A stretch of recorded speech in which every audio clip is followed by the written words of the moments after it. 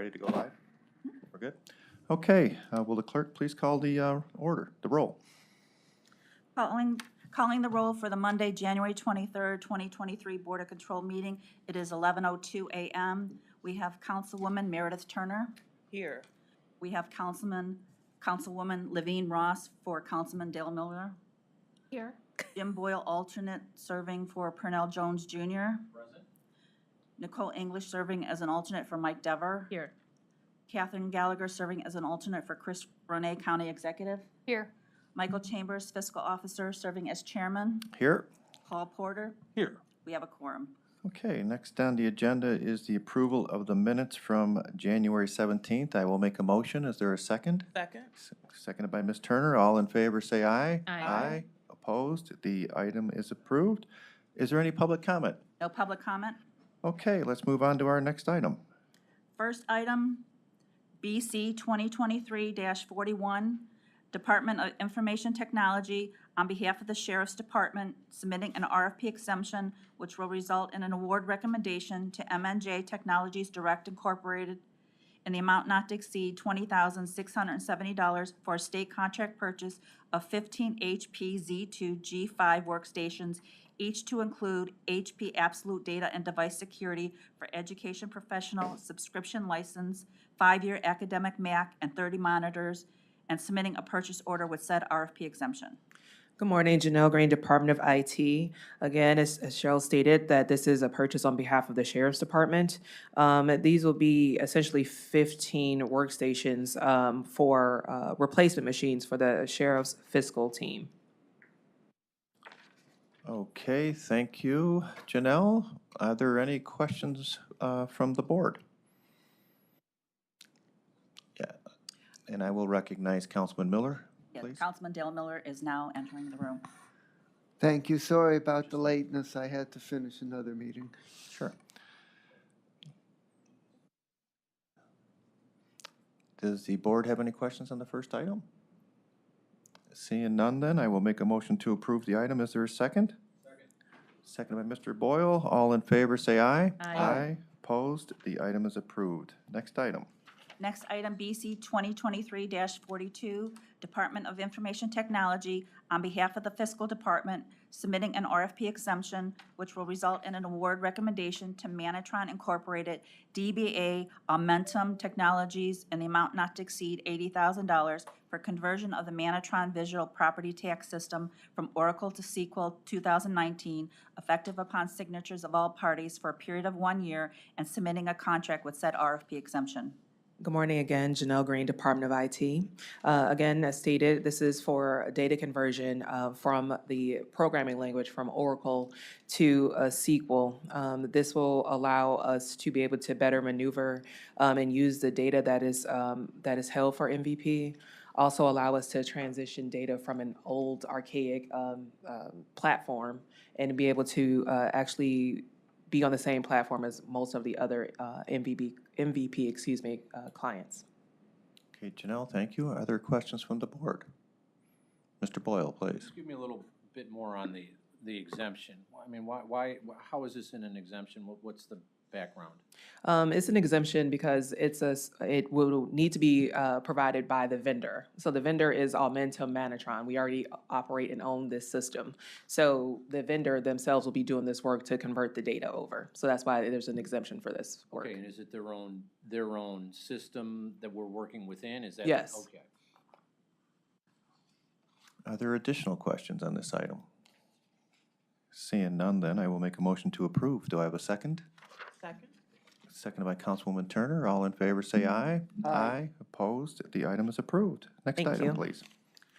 Next item, exemptions, BC 2023-43, Department of Public Safety and Justice Services requesting an alternative procurement process which will result in an award recommendation from an informal request for proposals for the purchase of one 2024 Chevrolet Silverado 3500 HD double cab work truck for the Lake County Regional Bomb Team, and recommending an award and issuance of a purchase order to Tim Lally Chevrolet Incorporated in the amount not to exceed $50,998 with said alternate procurement.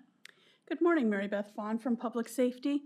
And the reason for the RFP exemption request is because we actually had anticipated this coming in at less than $50,000. So we did it as an informal bid. We did solicit 69 vendors. We had 4 vendors who submitted. We actually got 5 quotes. One vendor gave us 2 valid quotes. And the recommendation is to the lowest cost vendor. This is replacing a 2002 vehicle used by the Lake County Regional Bomb Team. The Lake County Regional Bomb Team supports Lake Geauga and Ashtabula counties. It is a grant-funded purchase, and both the Bomb Team and Ohio EMA, who is our funder, have approved this award. Thank you, Mary Beth. Are there questions from the board? Yes, I have a question, and it says to why, since this item includes both an exemption and a contract award, why was it listed under exemptions and not under contracts and awards? All alternate procurements go under exemptions because they deviated from awarding off the informal bid, so they're asking for an alternate. I think in the past, we may have had the exemption first and made the department come back for the actual contract. On a second meeting, Right, so right. now we've kind of combined the two together, but that's a great question. Any additional? Do you guys already have the vehicle identified that's being purchased with this money? Yes, it's the 2024 vehicle. What happens is the vendor places an order with the manufacturer.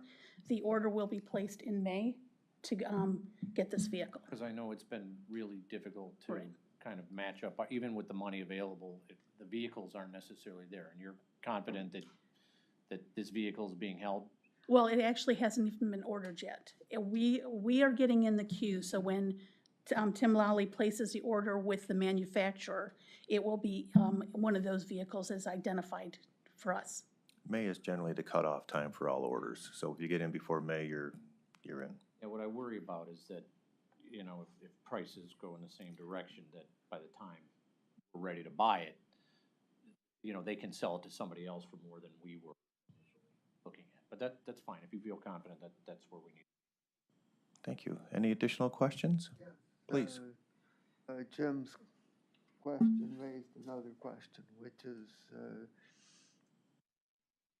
do we have a firm agreement that $50,998 is gonna be the price, or is there a possibility that they'll come back and say, well, the manufacturer decided to raise their prices, and so we have to raise our prices to cover our additional cost, and we have to come back and amend this and add additional money. Okay, so we have a quote, and that's the best that we're going to take and get. I mean, if they come back and they say this, then, I mean, it's more than just Cuyahoga County at this point, because this is being purchased with FEMA's money. So it'll have to go back up to Ohio EMA and likely go up to FEMA. So there's probably a little bit more pressure. And this is the best information I have at this point in time. I don't know. Okay, fine. Okay. So there's some risk involved. I mean, at that point, if they were to come back and do that, there's no guarantee the grant funding would even be available to cover it. So it would be an issue as to whether or not those 3 counties want to pony up the money, or whether or not Ohio EMA or FEMA would allow it. Okay, thank you. Sure. Seeing no further questions, I will make a motion to approve this item. Is there a second? Second. Seconded by Councilman Miller. All in favor say aye. Aye. Opposed? The item is approved. Thank you. Thank you. Moving on to consent agenda. Consent agenda items are BC 2023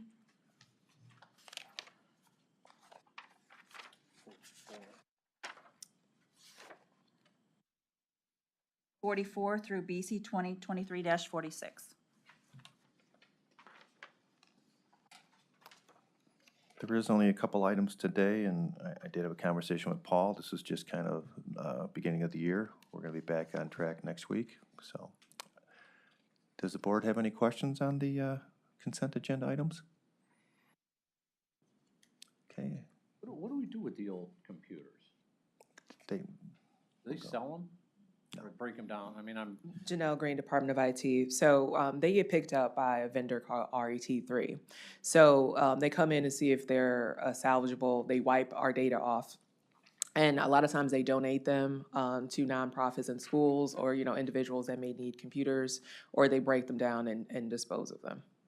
most importantly, they wiped the machines Yes, clear. they are federally certified to wipe our machines. personal computer, where that'd be more relevant, but, No comment on, okay. So, thank you. sure. Thanks. All right, seeing no further questions, I will make a motion to approve today's consent agenda items as listed. Is there a second? Second. Seconded by Councilwoman Turner. All in favor say aye. Aye. Aye. Opposed?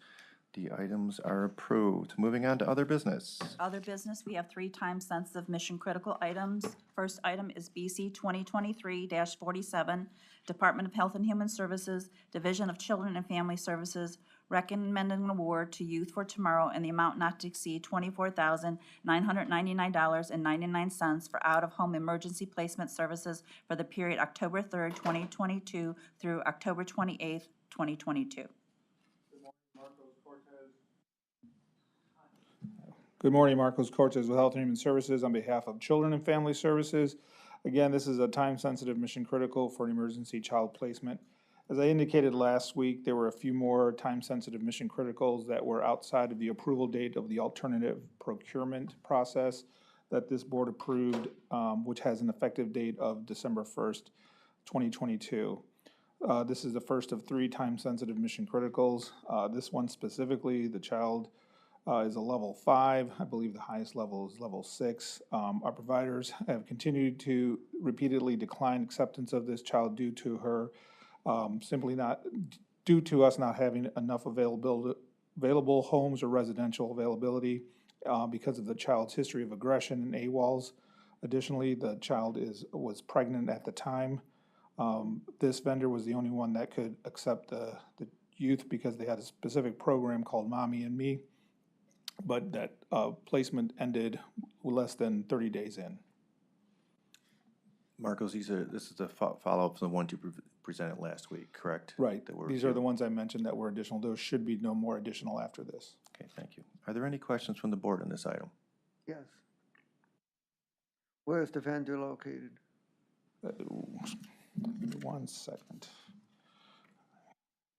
I believe they were in Bristow, Virginia. And why did the placement last for less than 30 days?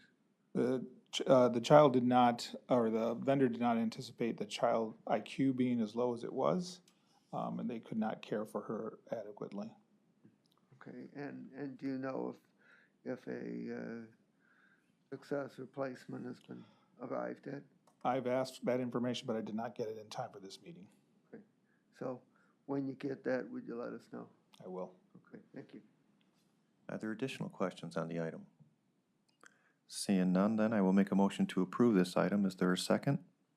Second. Seconded by Mr. Boyle. All in favor, say aye. Aye. Opposed? The item's approved. Next item.